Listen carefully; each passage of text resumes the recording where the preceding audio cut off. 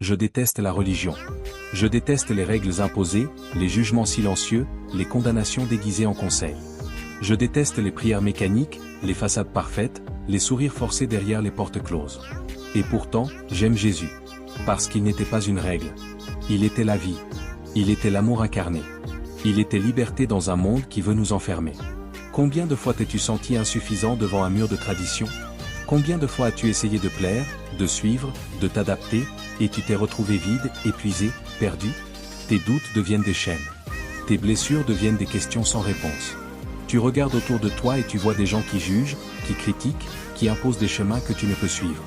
Tu te dis que tu devrais croire, que tu devrais être parfait, que tu devrais comprendre. Mais au fond, tu sais que quelque chose ne va pas.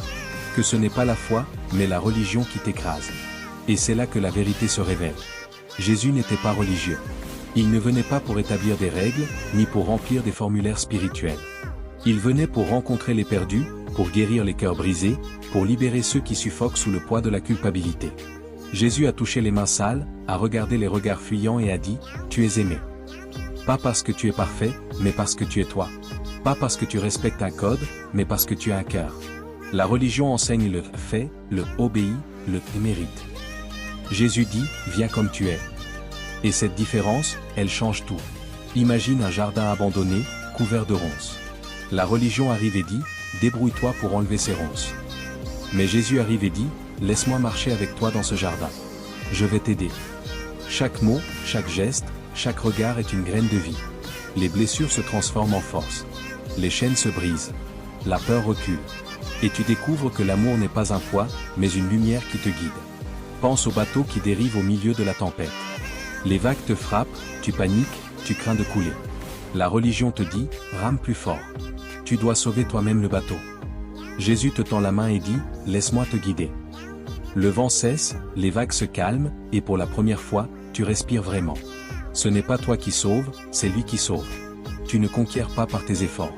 Tu es transformé par sa présence. Et alors, tout change. Tes blessures deviennent des témoins de grâce. Tes peurs deviennent des portes ouvertes. Tu comprends que la vraie foi ne mesure pas, ne compare pas, ne condamne pas. Elle libère. Elle élève.